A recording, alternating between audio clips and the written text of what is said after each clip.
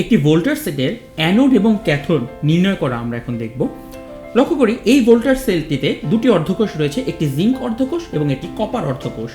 লক্ষ্য করো zinc অর্ধকোষে zinc পরমাণু দুটি ইলেকট্রন ছেড়ে জিঙ্ক 2+ আয়নে পরিণত হয়। লক্ষ্য করে দেখো এখানে জিঙ্কের চার্জ হচ্ছে 0, এখানে হচ্ছে +2।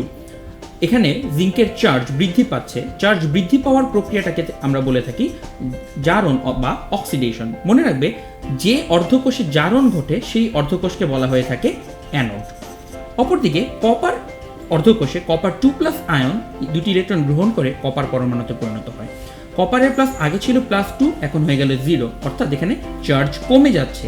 চার্জ কমে যাওয়ার প্রক্রিয়াটাকে আমরা বলে থাকি বিজারণ। মনে রাখবে যেই অর্ধকোষে বিজারণ ঘটে তাকে বলে থাকি ক্যাথোড। এটি সহজ, খুব বেশিবার করা একটি ভুল হচ্ছে যে মানুষজন প্লাস অথবা মাইনাস চিহ্ন দ্বারা অ্যানোড বা ক্যাথোডকে চিহ্নিত করে থাকে। মনে রাখতে হবে অ্যানোড বা ক্যাথোড চেনার একমাত্র উপায় হচ্ছে অ্যানোডে জারণ ঘটে এবং ক্যাথোডে বিজারণ ঘটে।